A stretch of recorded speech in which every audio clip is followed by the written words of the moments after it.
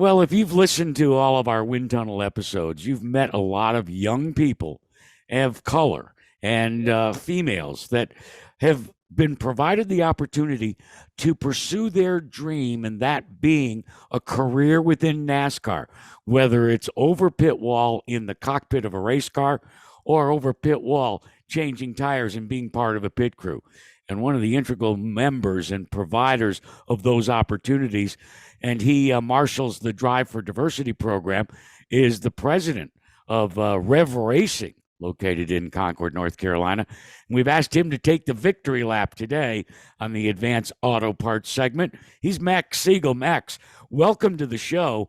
And I have just been blown away by the graduates that have come through the Rev Racing program, but more importantly, the skill set that you provide them, not just in their racecraft, but just in a walk of life.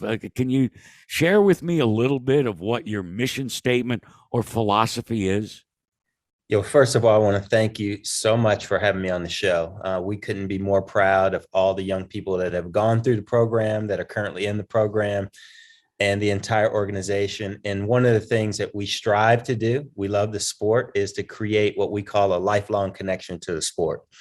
So when we have young people who are aspiring for opportunities within the sport, obviously our priority is to train them, whether they're a crew member or a driver, but we also have interns that come into the office to work. And so we want people to be engaged, creating those young fans with people, being able to follow their dream and their passion for the sport. So it's just been an incredible 14 years. We've come a long way as a sport from Wendell Scott, Hall of Famer that he is, although it took so very long for him to be inducted, to where we are today. Do you think that Drive for Diversity is getting the job done, or is there much more that needs to be done, Max? I think a combination of both. I think there is so much more that needs to be done. However, I can't say enough about NASCAR's commitment to diversity and their focus on making the sport open, accessible, and welcoming. I've been partners with them for 14 years. And prior to that, I had the pleasure of working at Dale Earnhardt Incorporated with Teresa and Dale Jr. and Kelly. And so I've been really impressed with not only the vision to diversify the sport, but the commitment. It requires focus. It requires an investment of resources, and it requires patience and resilience, because it doesn't happen overnight. You can change people's behavior, but changing the attitude and engaging people over a course of time is really hard work. So NASCAR has really been focused and partnering with me on that, but there's so much more to be done. You start them young. You've got a Legends Car program where you identify potential people that could join the Drive for Diversity program. But once you move into what seems to be your primary focus, that's the ARCA Menard series, and why you're here with us today. The men and the women, or the girls and the boys, however you want to properly refer to it, that pursue their dreams starting at the NASCAR Advanced Auto Parts weekly racing series level. So how do you identify them? How do you pick the members of the team, or the class of 2022, let's say, for your Rev Racing program?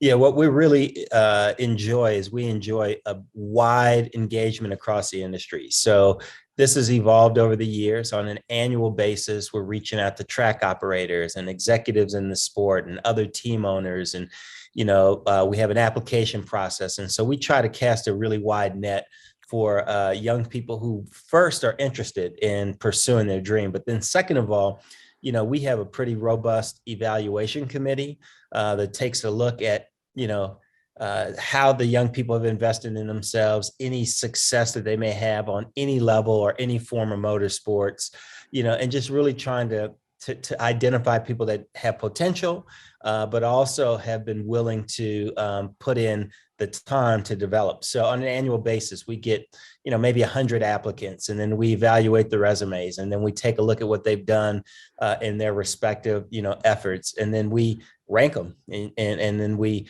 invite people to come in and audition for us, and then we hold on to, about 6 drivers at the late model and ARCA level, and then we have 4 to 6 at the Legends level. So it's a pretty comprehensive process. What's the curriculum like once you sign them up and they become part of Rev Racing? Yeah, so when I was the president of Downtown Incorporated, Steve Phelps and Mike Helton and Brian France asked me to take a look at the program and make recommendations on how we could become more effective at achieving those goals. And so I had the vision that we implemented this academy style training. And what I realized was, you have to have great equipment, you have to have some accountability, you have to have consistency in terms of what you're delivering. So once we select and they sign, they move to Charlotte, North Carolina, and they get developed in a number of different areas. First and foremost, there's a physical fitness component. There's a psychological component. They do testing on track. We have them on the simulators. We do a lot of community engagement. So they're learning how to be involved and giving back to the community and great brand ambassadors. And then, they have jobs throughout the organization inside the shop. So we try to develop the full scope of their abilities and give them real good sensibility to everything in the industry. And there's a lot of accountability. They get constant feedback on a weekly basis, back and forth in terms of where they are in that development cycle. But so they make a commitment, and it's an academy, and we train them.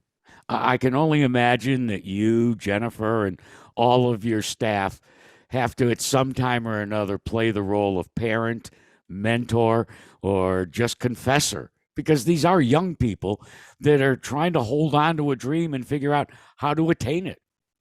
Yeah, I am so glad that you raised that, because it is, it's a labor of love, and you got to be passionate about it. Jennifer and I have three children. They're not young anymore. Our oldest son, who plays football at Notre Dame, is getting ready to go to law school. Our middle son, who's 20 years old, he's out in California pursuing his craft and music. And our daughter's getting ready to go to college. And so it is, we beam with pride with the young people, because they're like our extended family. But with that comes all of the things that you do when you raise and develop young people. And so, you really have to be committed to this and really want to see them just thrive, and you just ride that wave out with them and their families. So it's a relationship. We have challenging times as well. Well, I mean, at your point, as you recount, you and your wife should be getting ready to be empty nesters, but instead you're becoming foster parents. But keep one thing in mind, Max: when you surround yourself with young people, I've discovered this, they keep you young. Oh, absolutely. Absolutely. It's funny because on a weekly basis, you may see my wife's logo, Special Smiles Pediatric Dentist. She contributes on the car. She's a pediatric dentist, and she has about 6,000 patients. And I love to say we have 6,000 additional kids. And so the fact of the matter is, they do keep you young, they keep you relevant, they keep you accountable. So it's really tremendous. It always has fascinated me and makes me feel good inside when someone can find a career that is a passion. And certainly that's what you've been able to do. And in my mind, this Rev Racing program, and more importantly, the Drive for Diversity, we focus on the driver side of it. But can you, just before I let you go, take a little bit of time to focus on what I think is equally important?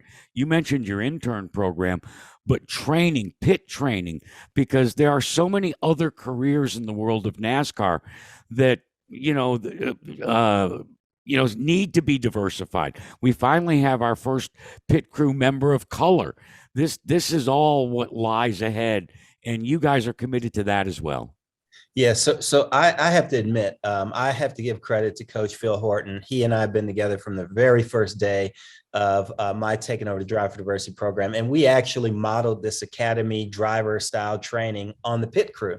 I've known Phil forever. He's been really committed to it. And what we basically said was, we want to train the whole person. We want to find athletes. We want to elevate, the quality of the crew members. We want to educate them on everything that's happening in the sport. And we've had nearly 100% placement of the graduates of our program. We have over 55 crew members that are now earning a living in NASCAR. Wow. That are either women or people of color.